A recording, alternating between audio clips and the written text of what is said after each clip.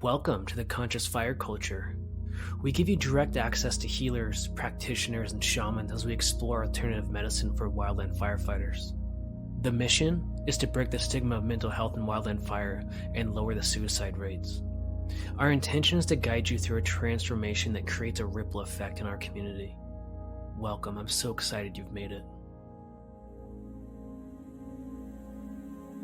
Alright, check this out. Mountain Mind Tricks and the Wildland Wellness Foundation are coming together for this amazing collaboration. This is going to be the most powerful thing to come to the wildland fire community in a long time, I think. And that is, master plant ceremonies mixed with holistic medicine, with acupuncture, chiropractors, the breakthrough session, all these things coming into one to support you, the wildland firefighter, to help you regain your mental health, your physical health, and get back to peak performance as soon as possible. Because when we work with master plants and essential oils and acupuncture and chiropractic and mental emotional release, when we put all these together, it is a powerful transformational experience that really it's beyond words. Because once you're touched by the divine, once you're in touch with that healing energy of the universe, with that innate power for you to heal yourself, there's no stopping it. It's like a runaway train. It's like you're gonna start healing. You're gonna have a transformation that has this ripple effect that goes beyond just you and your family, but to your crew, to your fire station, to your workstation, to your forest, to your region, to the community. And really what we want to do is give you the most amazing ceremonial experience and back that up with the integration.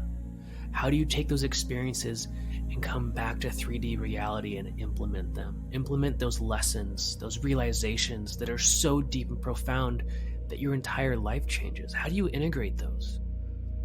One of my great mentors once told me, it's like you get a puzzle and all the pieces are all spread out, but then you get to start putting that puzzle back together into a new way, a new possibility, a new way of being. And that's what the foundation is working on. The first retreat is the end of January of 2022. And if that's interesting to you, I want you to go to the wildlandwellnessfoundation.com. Check that out. And just schedule a call with Melissa and see if it's a good fit. Again, that's wildlandwellnessfoundation.com.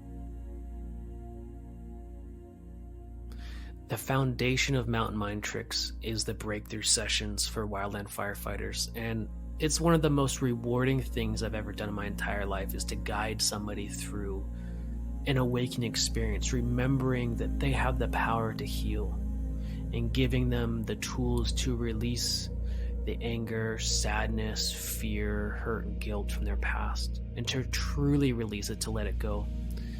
When I see these transformations in my clients, it's like night and day. There's before the breakthrough session, and then there's after. And there's just so many times that their transformation touches me that I cry. Like it's so powerful and joyful to see that transformation inside them. And there's so many modalities out there.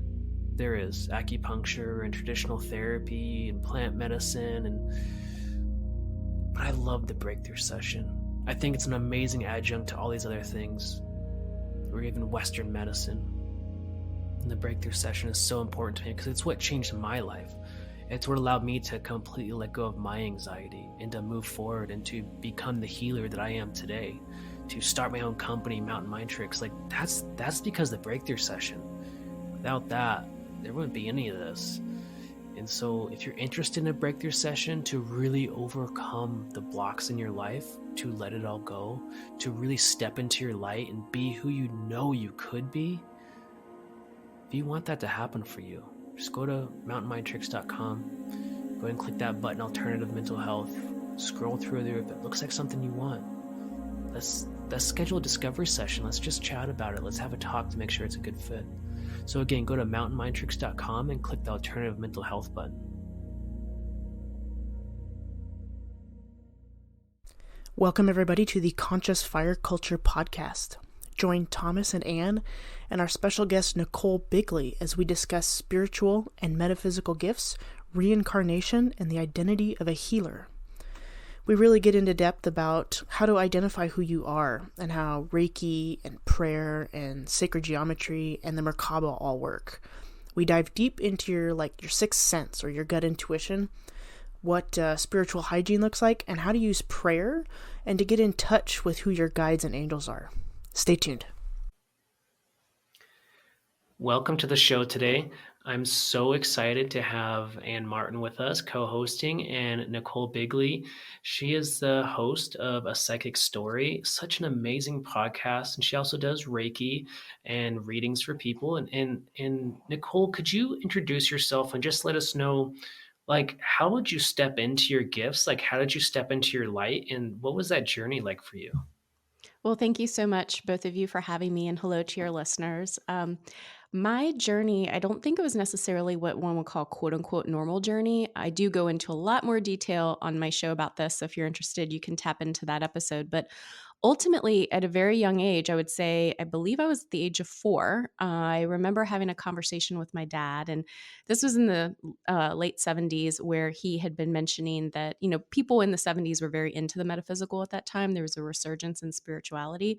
And of course, I don't know very many parents that would be talking to their 4-year-old about this, but he had mentioned the topic of reincarnation and that we choose our life path and our life journey and even the people in our family. So he was mentioning, you chose me, you chose your mom. And I gave him this very just abrupt answer, like, yeah, I know. And he was like, okay, well, tell me a little bit more about that. And so I explained to him about the moment that I recall. I would say the best way to describe it is it felt more like space, like the universe, and looking down on earth and having this consciousness and this knowing just around me. I was like not myself. I wasn't a person. I was connected to all of these other beings, and looking down at earth, and I saw a little girl playing in the field and said that I want her to be my mother. Very, very long story short, I was told it was not my time. By the time I turned around, I was told it was my time. So literally, like in a split second, I was then heading down towards earth. And I had some of these knowings growing up over time. And as I got older, I realized very quickly that this was not the norm and that most people couldn't necessarily remember what it was like before they came on earth. So that's how it started. And luckily, my father and my mother at the time were not ones to necessarily squash. They thought what at the first time was creative imagination. And then they let me, explore it and tell them more. And over time, I found that, again, that they were very supportive of my experiences and my journey. So that's very short how it started for me. And then obviously I have other things that I can share later on about what that looked like.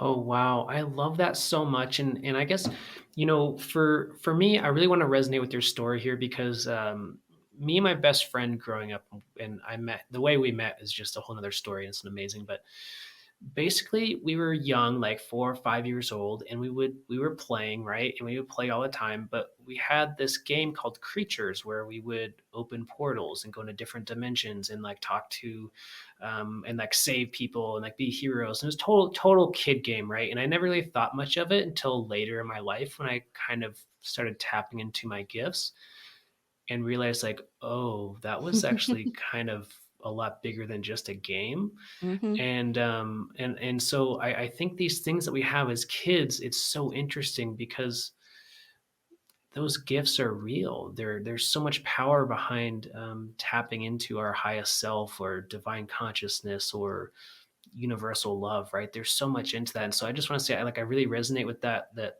for me, this has been a lifelong journey. And like most people, I think mine was squashed by society, by Hmm. school, by whatever. So it took a lot of synchronicities to open me back up, right? Yeah, And I guess for you, like, what was that journey like of with open parents? Was like that must have been amazing just to explore your gifts from a young age, right? Yeah, well, I was super lucky because not just my parents, but both sides of my family. So my mom's side, my dad's side, were very into the spiritual and the metaphysical. I like to think that I picked them at this moment in time in this dimension because of the level of support and the work that I needed to do and support of others. But yes, much like you, that as soon as I told my mom and my dad, and of course, as I got older, they would tell me things like, okay, you can share that with us, you can share that with family, but don't necessarily talk about it with your friends or talk about it at school. Like it's not a show and tell, or, these conversations, they did their best to explain that they didn't want to necessarily squash that creativity or the mindset or what I was exploring or experiencing. At the same time, they very much realized that, like you said, with society, that's not the norm for everybody else. And you start to have that conversation and they may lock you away or think you're crazy or weird or whatever, and starting to pass judgment there.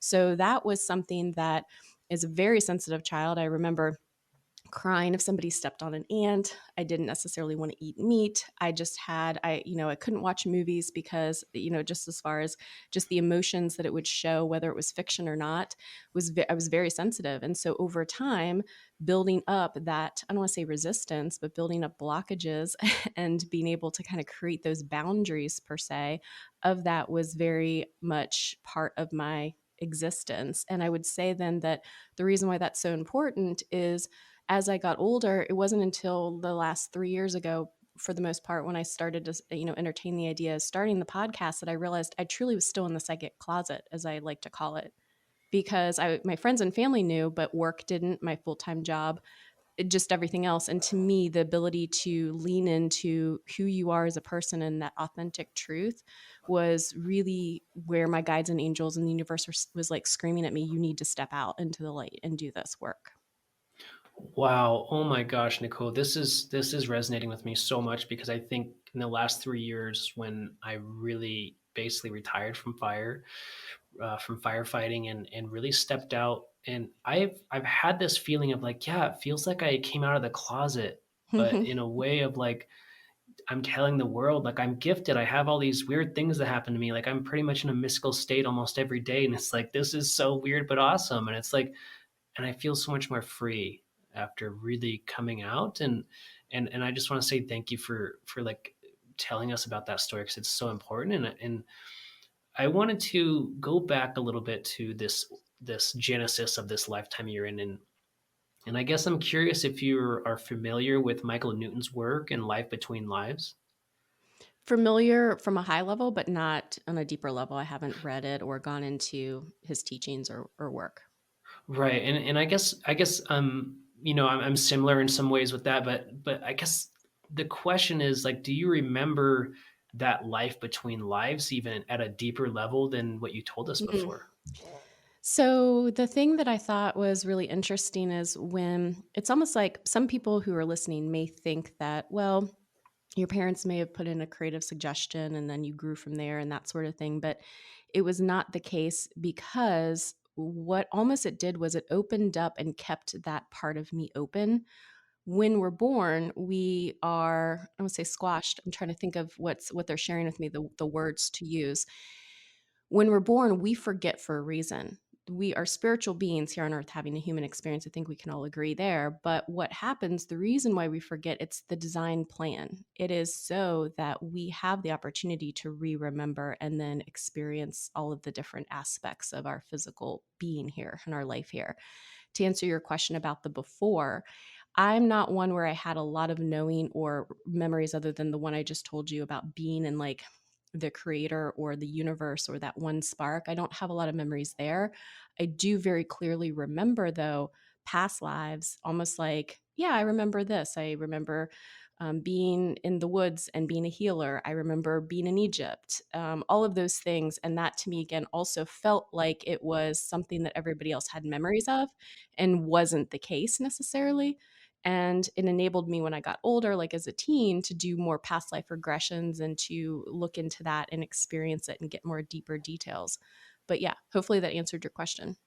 Yeah, absolutely. And I think for me, there's so many, especially after going through my Hawaiian shamanism training and really diving deeper and like being trained in my gifts. I think that was such a turning point for me.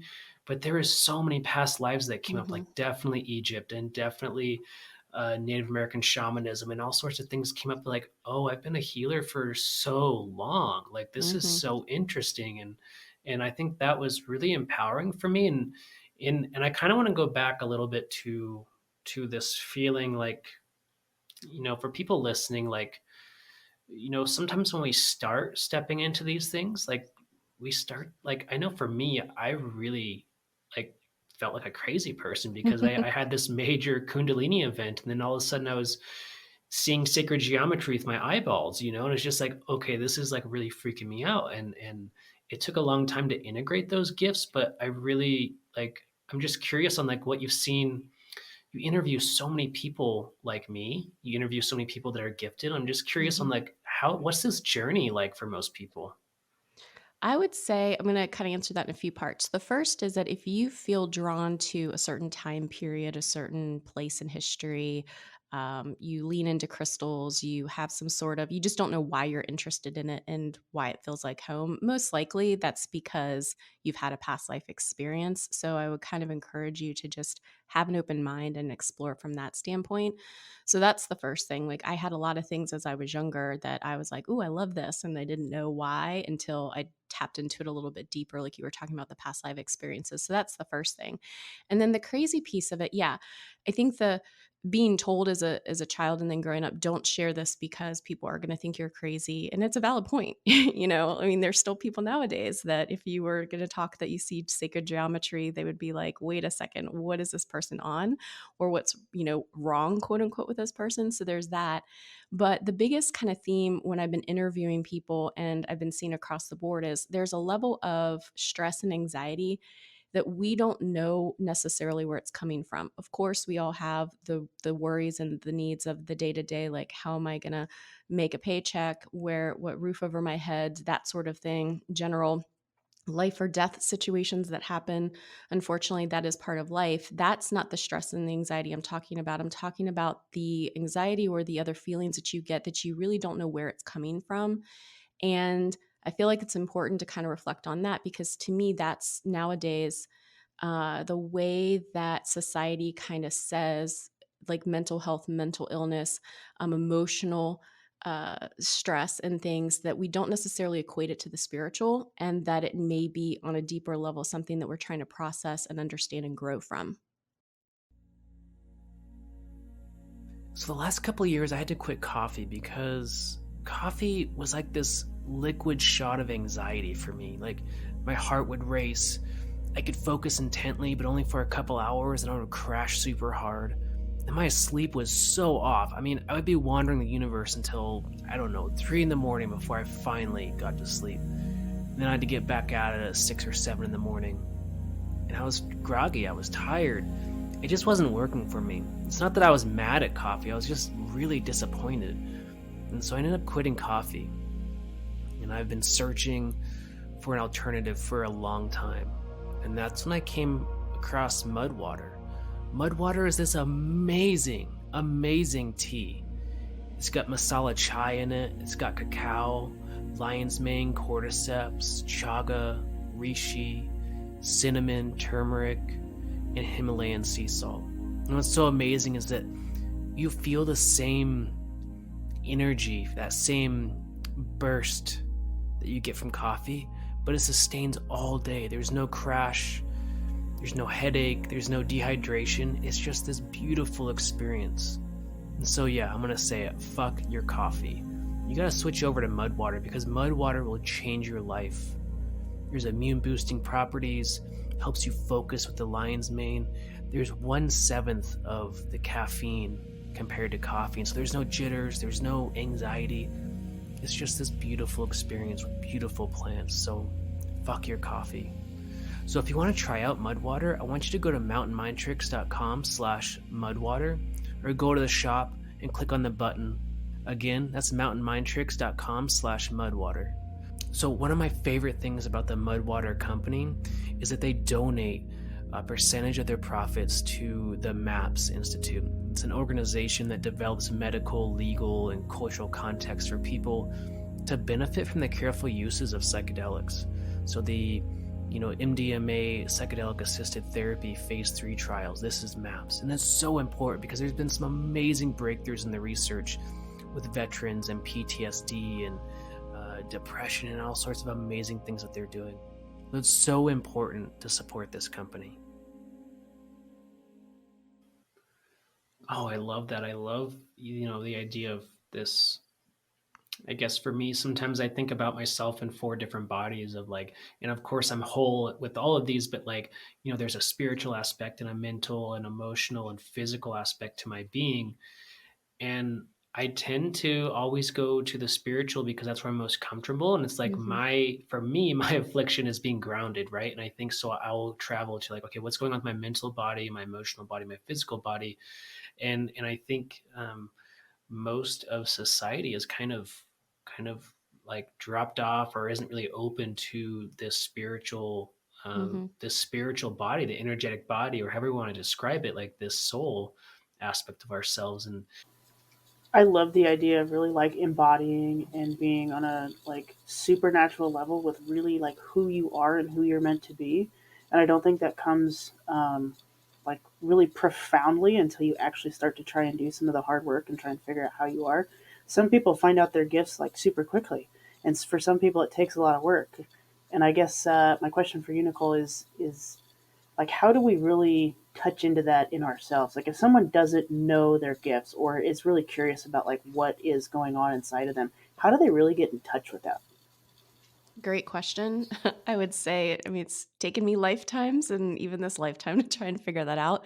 But the biggest message that I've received from my guides and angels and my higher self is that we make it complex. It's really simple. The simplest aspect is just truly to be who we are. And anytime we're not, and I'll get into that in a second, but who we truly are is vastly unique from every other single person. We're taught like, there's this debate.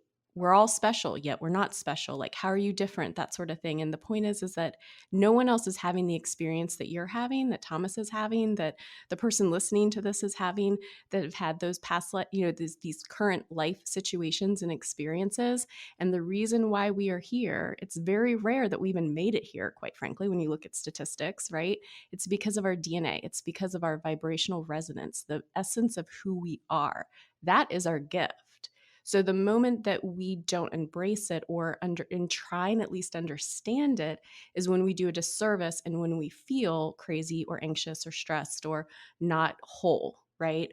And so then from there, if you just are kind of take a step back and like, I am unique, I am this person that has as simple as love to share with the world. That is, again, that gift, that ability. And then you get more information and you are guided to what that could be. Is it like you want to actually be a healer? Do you want to be involved in your community? Do you actually want to learn more of your psychic abilities and what that could look like?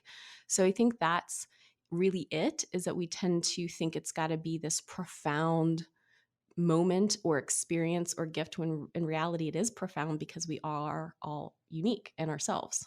oh, I love that so much. And I guess I think, yeah, like really exploring ourselves and having that curiosity without judgment. I think judgment, maybe judgment's kind of the squasher of our gifts for sure. And it's so powerful to really explore yourself without judgment. I think that's where we can do so much work is that judgment is a big piece for a lot of people. And I kind of want to, you've mentioned guides and angels quite a bit Mhm. already. And I'm curious, like how did you like when was the first time you tapped into your guides? And like I guess I'm curious on like not necessarily who your guides are, but maybe what kind of category. Because for me, like I tap into the grizzly bear a lot, and I have an Mhm. eagle, and I use the turtle a lot.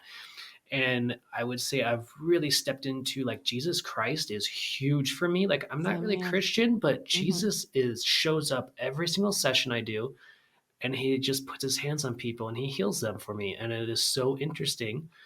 And I think there's other like for me sacred geometry and fire element and there's some other like kind of secondary guides that come in, but I'm curious on like kind of how do your guides show up for you? Sure. Well, for your listeners, I know that everybody's in kind of a different space and understanding of this. So I'll kind of break it down a little bit the way I kind of approach it. But the way I see it is so archangels are angels that have a direct connection to universe, to God's spark, to the one, whatever you want to call it, if you believe in that. And they have never been incarnated on earth in this dimension because they truly are just they're a vibration that is still connected to that source, right? They come into our lives, in my opinion, when we need them, when we ask, and they are not allowed to necessarily interfere with our free will. So that's that whole thing that happens, right? Then we have our angels, or I'm sorry, our ascended masters. And those are people that actually were on earth, Jesus, Mother Teresa, Gandhi, those sorts of things that they have experienced, but their purpose was a bigger purpose to help humanity and to help us on that spiritual, from that spiritual standpoint. And they are still on the other side, and then they can help and intervene based on all the things I just mentioned. Then when I say my angels and my guides, your guides can be a loved one that was either past life or current life and is assisting you, and or one of those ascended masters and so forth. And I kind of refer to them in one, like angels and guides, just me for to say that. I know Native Americans and others, they tend to use spirit guides in more of like what you're talking about, that you see signs by nature, by other elements and that sort of thing. And I do still believe in that. But my team is very much for a combination of archangels and my angels and guides from people and past lives that assist me. To answer your other question, the first time I experienced it when I was very, very little, probably before I even had the conversation with my dad about looking down and having this general awareness of who we are and where we came from, I very much remember Michael, Archangel Michael, and thought everybody kind of could see them and feel them around. And he has been with me from day one. I think, too, because he's the archangel of protection and guardianship. And when you're a light worker and or a healer and a sensitive child like I was then, he tends to be around a lot more to kind of help guide us and protect us. So that's how I would share that and in my perspective and experience with your listeners. All right, check this out. Mountain Mind Tricks and the Wildland Wellness Foundation are coming together for this amazing collaboration. This is going to be the most powerful thing to come to the wildland fire community in a long time, I think. And that is, master plant ceremonies mixed with holistic medicine, with acupuncture, chiropractors, the breakthrough session, all these things coming into one to support you, the wildland firefighter, to help you regain your mental health, your physical health, and get back to peak performance as soon as possible. Because when we work with master plants and essential oils and acupuncture and chiropractic and mental emotional release, when we put all these together, it is a powerful transformational experience that really, it's beyond words. Because once you're touched by the divine, once you're in touch with that healing energy of the universe, with that innate power for you to heal yourself, there's no stopping it. It's like a runaway train. It's like you're gonna start healing. You're gonna have a transformation that has this ripple effect that goes beyond just you and your family, but to your crew, to your fire station, to your workstation, to your forest, to your region, to the community. And really what we want to do is give you the most amazing ceremonial experience and back that up with the integration. How do you take those experiences and come back to 3D reality and implement them? Implement those lessons, those realizations that are so deep and profound that your entire life changes. How do you integrate those? One of my great mentors once told me, it's like you get a puzzle and all the pieces are all spread out, but then you get to start putting that puzzle back together into a new way, a new possibility, a new way of being. And that's what the foundation is working on. The first retreat is the end of January of 2022. And if that's interesting to you, I want you to go to the wildlandwellnessfoundation.com. Check that out. And just schedule a call with Melissa and see if it's a good fit. Again, that's wildlandwellnessfoundation.com.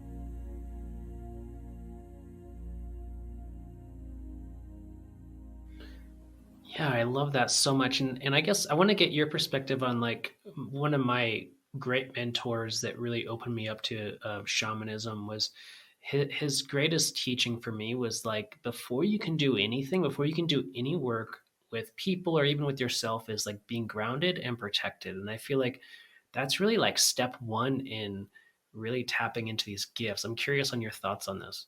Yes, that's very important and it's huge. And I think a lot of people are like, what does that mean? What does grounded mean? What is the protection aspect? And if you think about it, going back to what we were talking about earlier, we're spiritual beings here on earth having a human experience.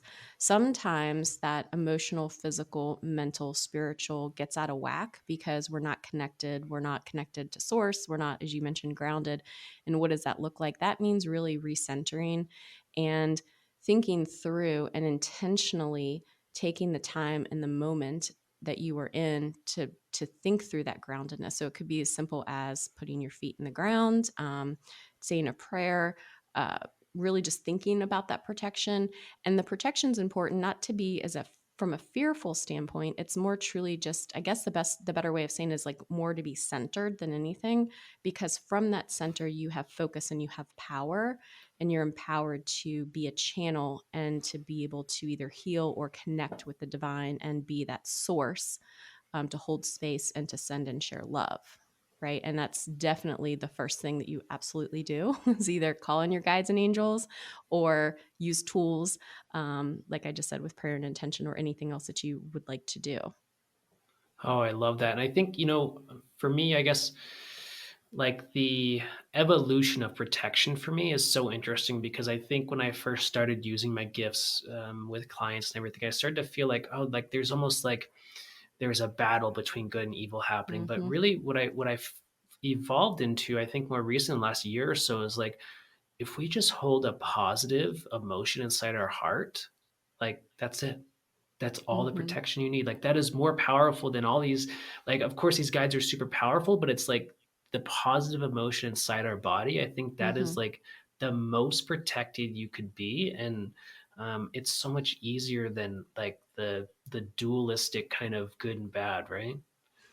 Yeah, no, absolutely. That is one of the things when I learned with my Reiki mastership or certification is that you are not the healer. You are really not the person that's doing this, right? It's you're connected to that love, to that unconditional love and essence of where we all came from, that spark.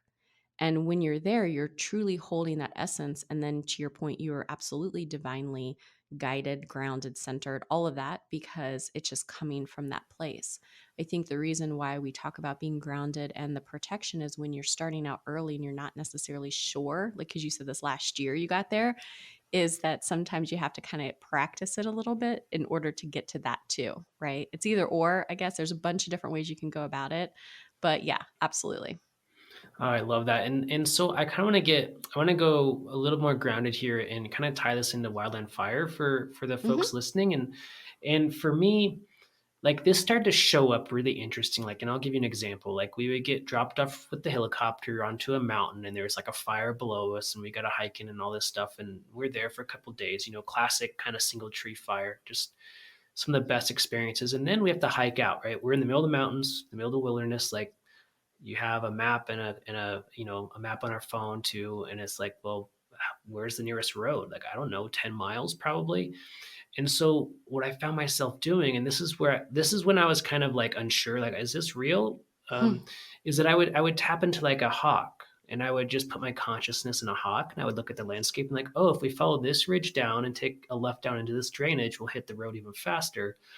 And it wasn't like I was basing all decisions on that, but I was like asking my body, like, okay, is that the right way to go? And I would get a yes, and I would get like the remote viewing that I saw with the hawk, and then I would like kind of like, yeah, I think that's right. And then 99% of the time it would work out exactly like I saw from the hawk.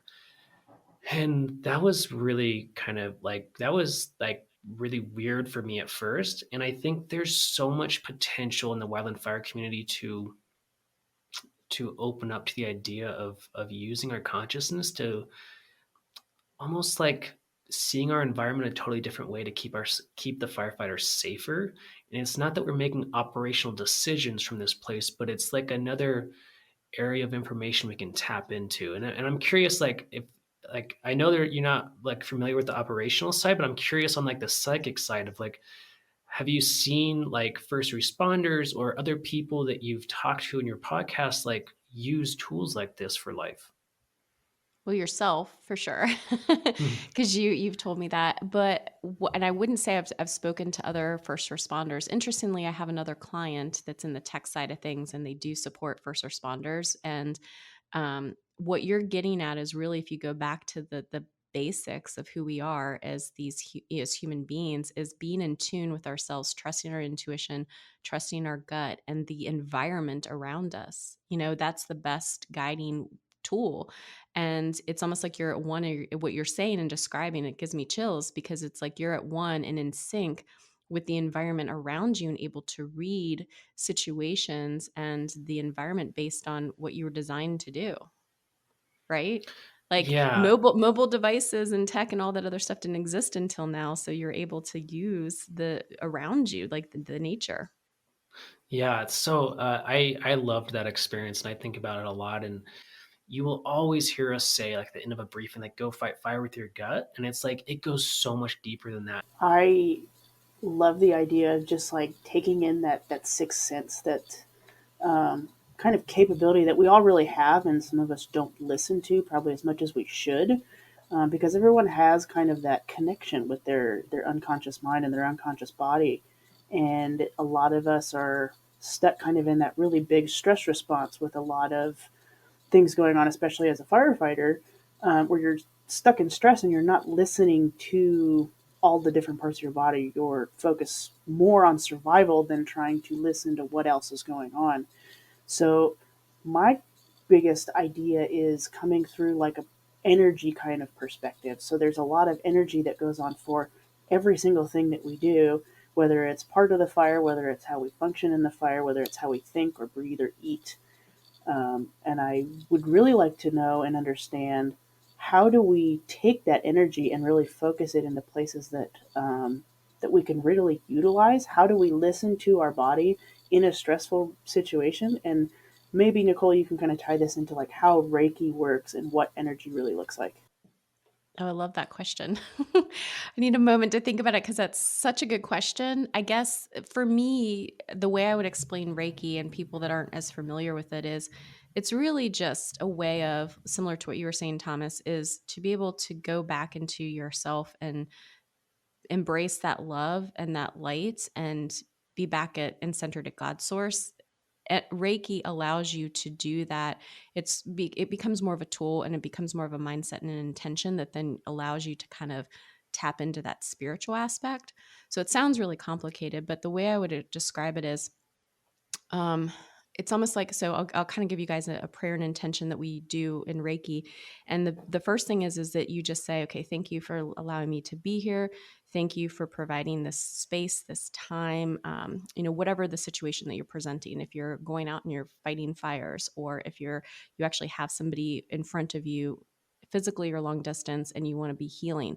And then you ask to step out and have your ego and anything else that was going to be like impacting you, that fear-based mentality, or the need to control, or whatever, which is our reptilian brain, the way that we would process things if we didn't have any other senses going on. And it serves us a purpose, right? It saved us over centuries and eons of surviving and being here today. But as conscious beings, and where we are mentally, being able to kind of tap into that gut, into that tuition. I love that you said this, and about the sixth sense, tap into another aspect of ourselves that we don't always do or trust all the time, is what we do. So I ask myself, my ego, to be removed and to be tapped into that. And then that allows that love and that energy flow, and just to be a conduit for it. And you receive messages, wherever they come from, and gives you that insight. So that's kind of how Reiki works. So I like to think about it as, it's less of a healing modality and energy that's through me, and it's tapping into all of that larger source that we're all connected to, that you're talking about here. The foundation of mountain mind tricks is the breakthrough sessions for wildland firefighters, and it's one of the most rewarding things I've ever done in my entire life, is to guide somebody through an awakening experience, remembering that they have the power to heal, and giving them the tools to release the anger, sadness, fear, hurt, and guilt from their past, and to truly release it, to let it go. When I see these transformations in my clients, it's like night and day. There's before the breakthrough session, and then there's after. And there's just so many times that their transformation touches me that I cry. Like it's so powerful and joyful to see that transformation inside them. And there's so many modalities out there.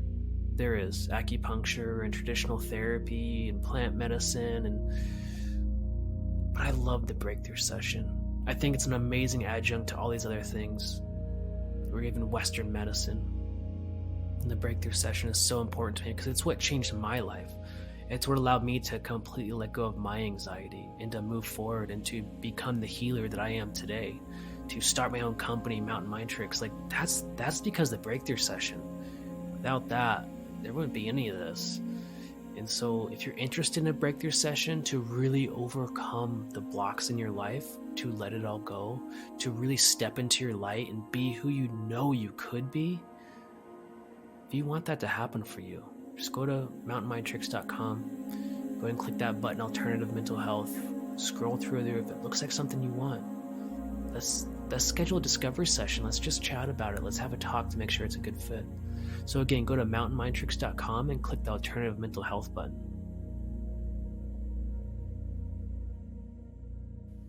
Oh, I love that so much. And as you're speaking about this, I think the best way for me to resonate with Reiki and energy healing and I practice a form of Reiki that's more of a Hawaiian tradition, but I think of just if we could breathe underwater, just like laying down in a river and just letting that water flow almost through you and around you. And I think for me, that just feels so good of how to explain this, almost there's this cord coming in and plugging into the top of your head that's connected to God or source energy. And it's just Right. it's so powerful. And when we plug into that, it changes our DNA, it changes our body, it changes how we're thinking and feeling. It is just this divine light that is so powerful. And I want to get your take on that, Nicole, but I also want to ask you, if you're familiar with their merkaba from Egypt or the Gnostic practices. And that's something that's come into my life more recently, in a very powerful way. And I'm curious, just getting plugged in like a socket and if you're familiar with the merkaba. Well, I'll answer the first part of your question, which was more about the flow. And I think that's probably one of the best explanations that I've heard, to be honest. So I'm glad you shared it. So thank you. But yes, it literally is when you hear people say, go with the flow, all that kind of stuff, it's different. That's a mindset. This is a way of being when you're tapped into it. And I think that that's a beautiful way of explaining it.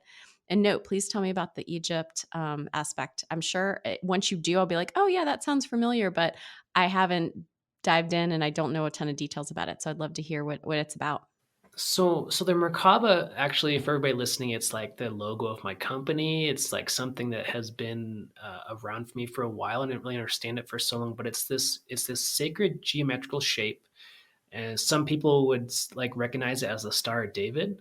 But really it's two tetrahedrons or two pyramid shapes, and one is upside down and they're kind of overlapping, and then one's pointing upward. And so it creates this I forget how many points there are. I think it's a 10-pointed star basically. But in Egyptian practice, we'll bring in the merkaba inside the body and basically start spinning it in a certain way, and it activates our light grid inside of our body. And it's just another access point for Reiki or shamanism, however you want to describe it. It's just kind of the Egyptian way and more of a sacred geometrical way of unlocking the light body. I just looked it up. It's fascinating, especially this one diagram that they have on it. No, I wasn't as familiar. What I find really interesting when you look at it too, though, because it's the light points and it is 10, is the way that the pyramids were kind of built as well. And you can see how that shape and that symbolism plays out. I do feel that with any ancient symbolism and sacred geometry that's come over time, that it's super powerful, whether it's pulling in and visualizing it, drawing it, or tapping into that from all the stuff that you're talking about, but especially maybe from a healing standpoint. I'm going to have to look more into it. That's fascinating to me. Oh, that's so cool. So cool. Yeah. And it's been really powerful for me. And I haven't been able to like fully explain it for the last couple of months of like really incorporating it in my healing practice and inside my own body. And what's really interesting is that it's so fractal and it shows up on a planetary scale and a galaxy scale. It's really interesting how the merkaba shows up in so many different ways. And I guess to me that just like opens a bigger question of like, like religion versus spirituality, because really the merkaba comes from like the like mystic Jewish texts, Mm-hmm. and so there's so much. I think every religion around the world has so much to teach us, like in the original writings, without the judgment, without the things that are added in. There's so much power, and I guess I'm so curious on like you've had so many past lives, right? And you're an old soul, just so beautiful, and like your idea of like religion versus spirituality, because I think sometimes, especially people unfamiliar, this might get kind of confusing, like especially when I was talking about Jesus or Archangel Mm-hmm. Michael, like those kinds of things. Yeah, it's thank you for asking me that because I do feel like this is an important point and topic for people is that there's a lot of inherent truths that the reason why religion exists is because of all the sacredness and the connection that we have to the source, whatever you want to say, based on your religion or your spirituality or your beliefs. And ultimately, over time, religion, in my opinion, has been used as a tool to control and to manipulate and to have us be in judgment of either ourselves or others. And it ends up becoming a fear based approach. I'm not saying all of it, there's a lot of beautiful things out there. And we've over time lost that sacredness and our connection to it and why. So that's why I find it so, like you said, fascinating when you can look at various religions and you can see a lot of the similarities too about the Jewish faith to Christianity to all of it, right? And what where those parallels are and why. And again, when you look at the heart of it is because there's a lot of power. And when I mean power, I mean not like the power to control, but the power from within, the empowerment of where we came from and what those spiritual aspects are. So to me, religion is more of a approach and a learning, and a spirituality, in my opinion, is a way of living in life. And I know that might be very controversial for people, but that's what I think. Oh, I love it. I love it. Well, we're open. We're like turned up to an 11 on openness on this podcast. So yeah, I love it. So beautiful. And I think like I'm curious on how do you work with clients? 'Cause I know you mentioned you're a Reiki master, and I know you do readings for people, but like how does that show up for your clients? Yeah, so I just to kind of take a quick step back. A couple years ago, I was asking God about what do I do next, still somewhat in the psychic closet. And they mentioned that I needed to do this podcast and I needed to do and share other people's perspectives and practices. So the whole point of the platform is less about me and more about helping people connect to other practitioners and to learn that there's so much more out there than just what we've been taught, and really addressing a lot of the myths and misconceptions. So I wanted to say that because I do not do sessions for my full-time job or because that's what I'm planning on doing in the future.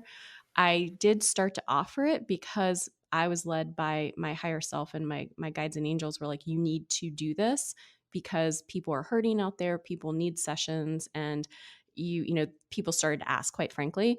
But the way I approach is I do offer long distance Reiki sessions and healing sessions if people are interested. And but the way I really like to work is if people are interested in learning more about, hey, I do feel like I'm a little bit crazy, or I don't know, I'm like not sure. A lot of my friends and family aren't, jamming with me on the spiritual journey, and I need a level-headed person or support. What does that look like? I work with people to tap into that and to say, okay, like let's come up with a game plan. How can I support you and or connect you with other practitioners? So that's the first thing.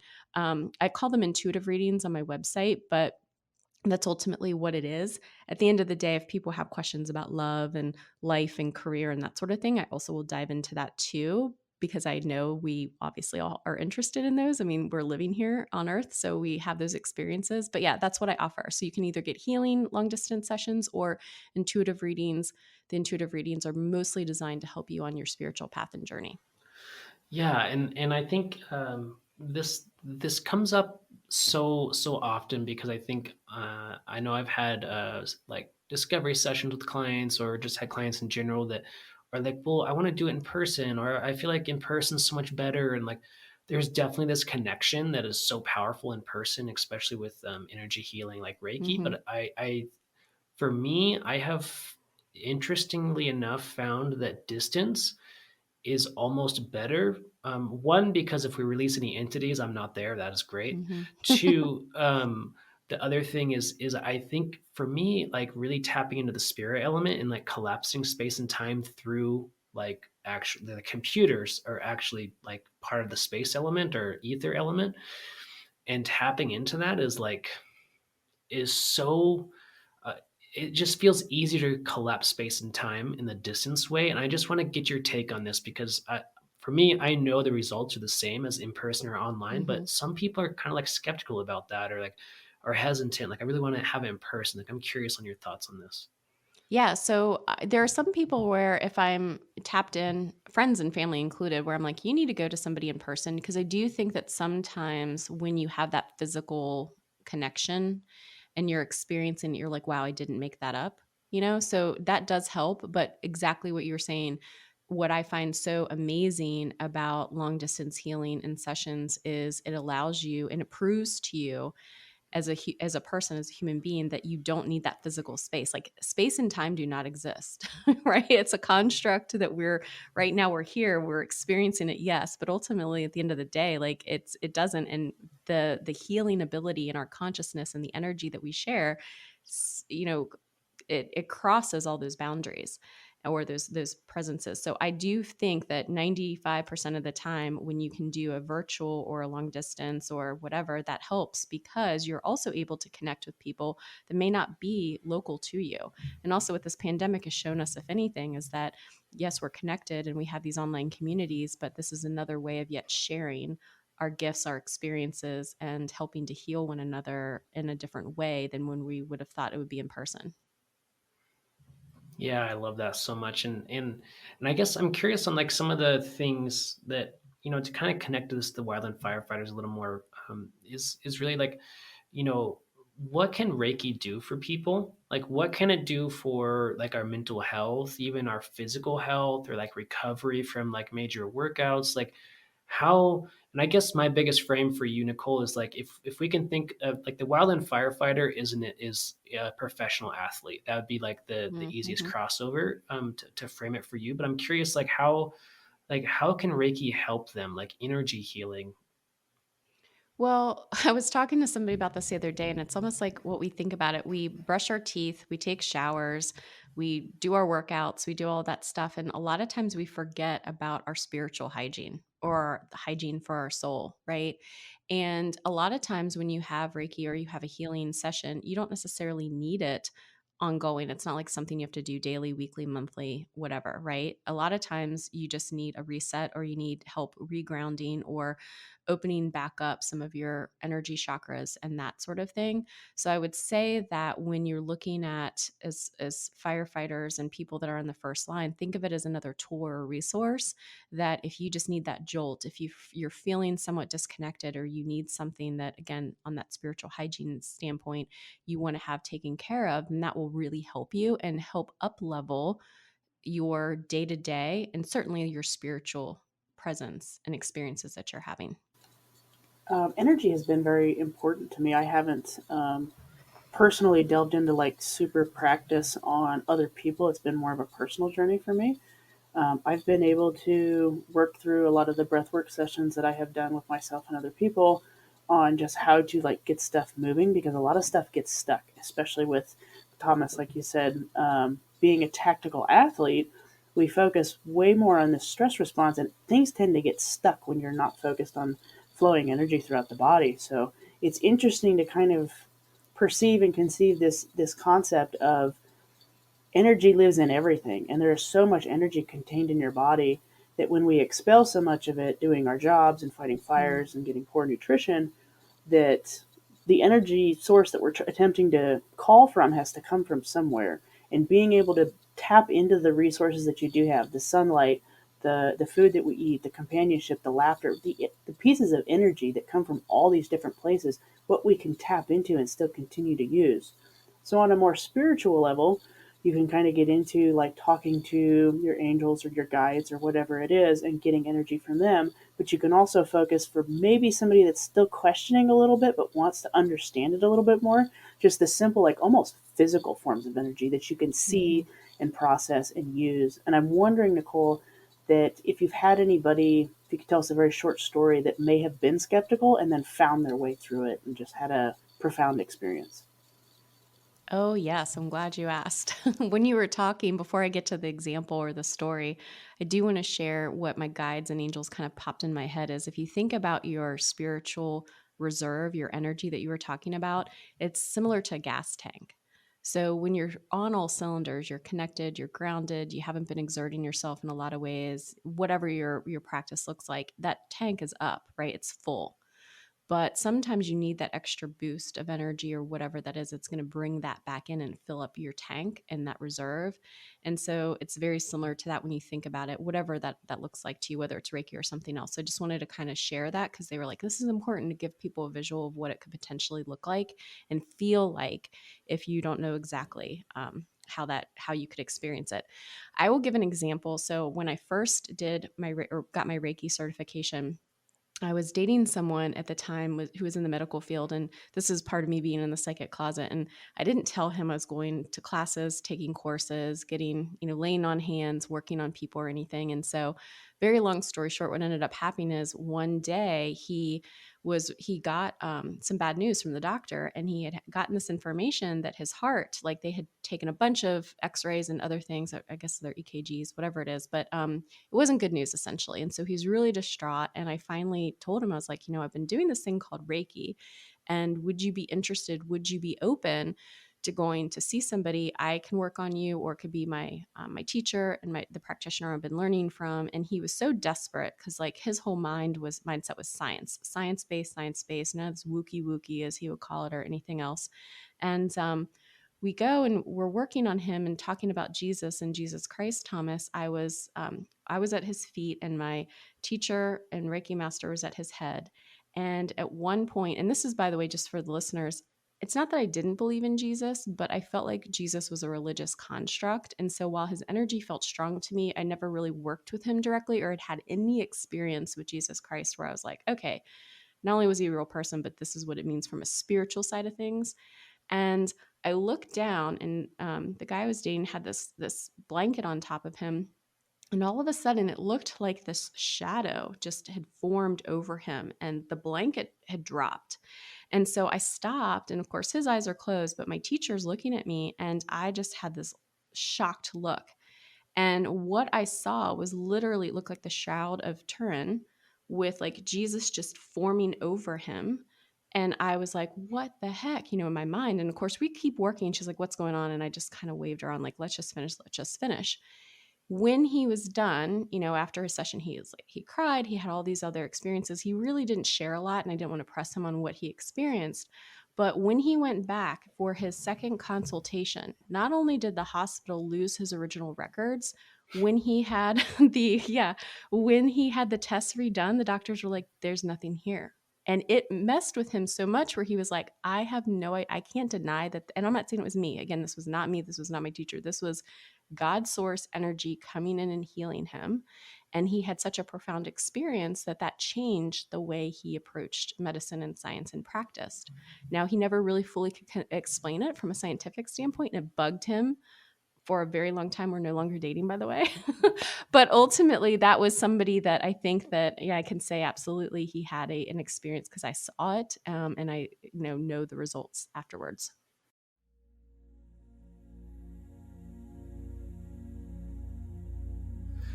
I want to guide you through natural wellness and holistic medicine, which means using products like essential oils, essential vibes, glutathione mouthwashes, or even reading books. There's so many products out there that can help us, supplements, essential oils.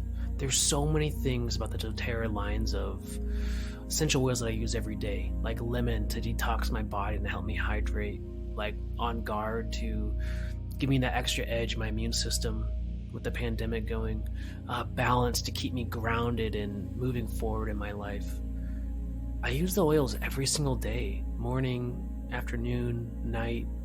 One of the biggest things they help me with is sleep. I sleep so well because I'll lay on the lavender, I'll lay on the balance, I'll feel so grounded and sleepy, and it's lights out. And I know the wildland fire community just struggles so much with sleep, really the lack of it, right? On top of that, there's books. I've written 3 major books for the wildland fire community, and I want you to try them out. Give them a read. Get the ebook, get the paperback, whatever suits you. But there's Overcome Anxiety Like a Hero, really teaches you how to get into a flow state.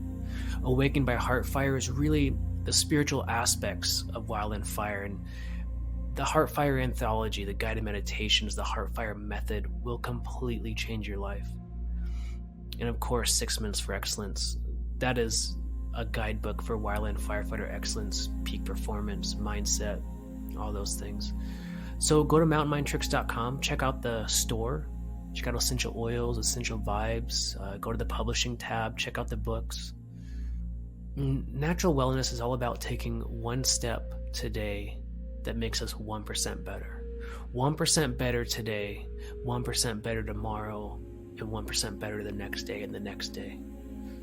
One little habit adds up to moving an entire mountain with our health. That's what I want to guide you through.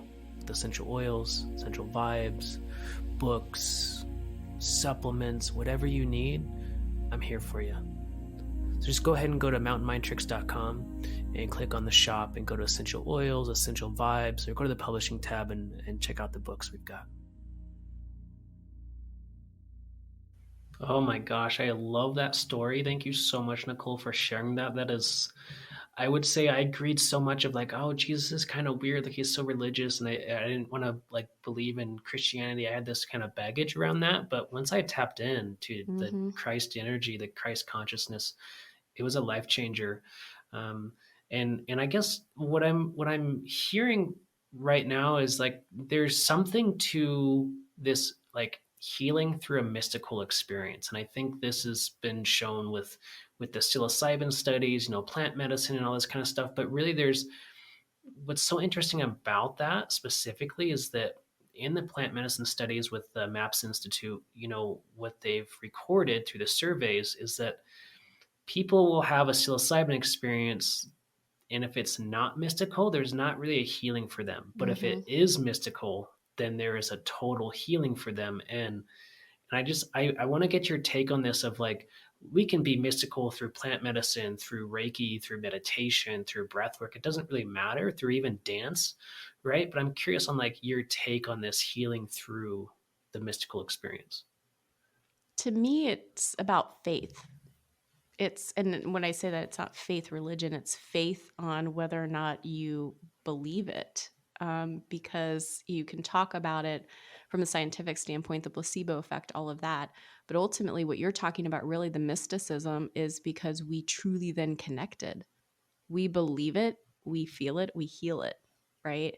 And that mystic or the mysticism, that mystical aspect is, to me, when you have that moment when you're experiencing something that it's not of you and it's of a higher vibration, it's of a higher source, it's a higher purpose and a power that's not of you, that then makes you like connect and go and get chills and be like, oh my gosh, I was there. I was reconnected with where I came from for that moment. That's that mystical, that mysticism, and whatever gets us there, that again, that belief, that faith, that trust is to me the most important. Oh, wow. Yeah, I think faith, that's such a good word. I think of having, it's so loaded too with like baggage, but I think if we like dig through that, like faith and conviction of our connection with God or highest source or highest self, whatever it is, doesn't matter. Like faith in that connection and that it's going to love you and protect you no matter what. That's a life changer. That's a complete life changer. And the experiences I have just learned so much, even just from the two of you speaking, because I have a little less of this like mystical gift. And it's mostly because I haven't tapped into it yet, because I still understand and feel and connect with all these energies. And it's something still quite new to me, and it's exciting. And I think that I can kind of bring the perspective to those who are listening of somebody that's kind of in the middle, that has accepted the fact that energy exists and that you can use it and really like have benefit from it and be able to move and work with it, but still don't completely understand every aspect or how to use it in the most effective way for me. So I want Nicole for you to bring one or two examples of like somebody that's kind of in my position that understands a little bit of energy and how to move forward. And if it's maybe just connecting with my own heart a little bit more, I'd be super open to that. But maybe give one example for somebody who's brand new to it, something really practical that they can do today. Like, what is it for them that's going to make them super effective and open? Sure. I'll give you guys a little bit of something you can do. I'm going to take a moment and see if I can get some information downloaded to me. But to me, I do a lot of prayer work and intention. And when I say prayer work, it is not, again, prayer in terms of religion or whatever. I just find it as a tool to allow me to connect. It's a mindset, a perception shift. So I'm going to say a little bit of a prayer, an intention that you guys can use, whoever's listening, and see if it works for you. And if not, that's okay too. But I'm just going to call in my guides and angels. I'm calling in Thomas's guides and angels. I'm calling in Anne's guides and angels. And any of the listeners who are listening here, you are listening to this episode because you were meant to hear it and to be and feel it. So we thank you, guides and angels in the universe, for connecting us today. And we ask that anyone that feels open to it, that they just lean into their power, into their truth, and into their energy. And what that means for each person is going to be very unique.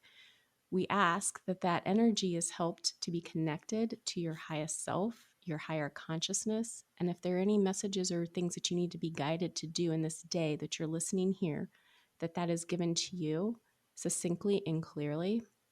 And we thank you. And we also ask that, in addition to any messages or guidance, whether it's through nature, through the elements, through your friends and family, songs you hear, quotes you hear in a movie, that you then recognize that as a sign from the universe that's meant for you and you alone. And we know as we ask is being done, and we thank you.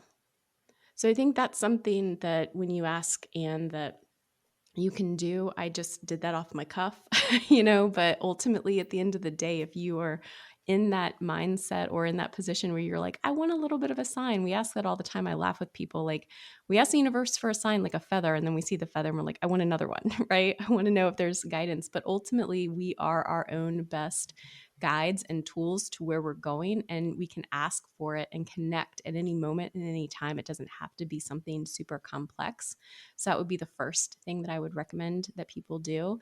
And then just after you do something like that, whether you heard this and what I just shared with you guys, or you want to try and make it your own and customize it, just to kind of lean in and see how you feel. And like you mentioned, in that connecting with yourself and seeing that energy, feeling that energy. And when I say feel, the other thing that the guides and angels are telling me is from an emotional standpoint, sometimes we don't want to embrace the emotions, whether it's fear, happiness, other emotions and things. And so that's another thing that they wanted me to kind of just share with you is like, embrace it, feel it, and then express it. Because a lot of times when you're feeling it, then it's going to move through you a lot faster than if you're holding off and you're holding it back, I should say. So I think that's pretty much it on my end. Wow, thank you, Nicole, so much for that beautiful prayer. And I just have to resonate with you and say I pray almost every day over my food and in other ways in a total spiritual way. And it's such a powerful practice to pray and be grateful for what you already have in the future. And I think just yeah, I think one of the big things for me that I wanted to ask you is like embracing. I think I want to go back to this, like embracing, feeling, and then like expressing, and however Mm-hmm. you worded that is such a powerful, powerful message. And I think this has come to light for me in the last couple of months of just like surrendering or Mm-hmm. like letting go, and really like again coming back to that faith. I think that's for me been a big thing of just like having faith in like everything around me has been so powerful, like faith that it's all going to be okay, and surrendering and letting go. And I guess I'd love to, final kind of question here is like how what's the best way, or your thoughts, or what do you think about like surrender? Hmm. That's a loaded question for the last question. I'm just kidding. Surrender, a lot of times we think we're doing it. We're like, I trust in the universe. I trust in the divine plan. I have let go. I have surrendered. And I'm pretty much guarantee you haven't. Because true surrender means not just the trust, but like you were just repeating back, is feeling it. Like you may have mentally thought, I've surrendered, I've let things go, but have you fully embraced it, felt it, let it go, and expressed it? Or, as we were talking about before, really living in your truth and that authenticity of how, like, the expression is expressing it not just to yourself, but to other people, right? That's the other kind of step.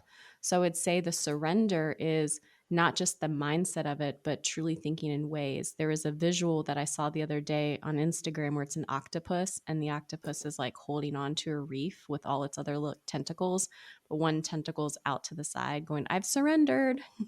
So it's really letting the ocean, the universe, the flow, and releasing, but at the same time knowing and being and remembering, I should say, that we are, again, human beings, spiritual beings having this human experience, and so that's going to be look very different from each of us and what that looks like. So that's the true surrender, is to knowing that you may not still be fully surrendering, you still may be controlling, but to trust and to believe that it is truly going to work out for you. I love that. I love that. And where can people find you and the podcast and everything that you're up to? Yeah, sure. So I made it pretty easy, or I should say my guides and angels made it pretty easy. Everything's a psychic's story. So it's 2s's.com. That's the website. And then also on all the social medias. Primarily, I'm pretty more engaged on Instagram than Facebook or Twitter. And the podcast is on any of the podcast players. So anywhere you like to listen to podcasts, you can get it. And you just search for a psychic's story. Yeah, absolutely. And I'm so excited that we got to do an interview swap. So all the listeners, like, go check out the podcast, check out the episode I did if you want, like, Mm-hmm. and schedule a session with Nicole here, because she's an amazing healer. Like, I can truly feel it. And I just want to say thank you so much for your time. Thank you so much for being here and telling your story, and letting us just kind of ask you a million questions and get to know you on such a better level. And I'm curious, is there any last thing that you want to leave the audience with? And then we'll turn over to Anne for her last thoughts.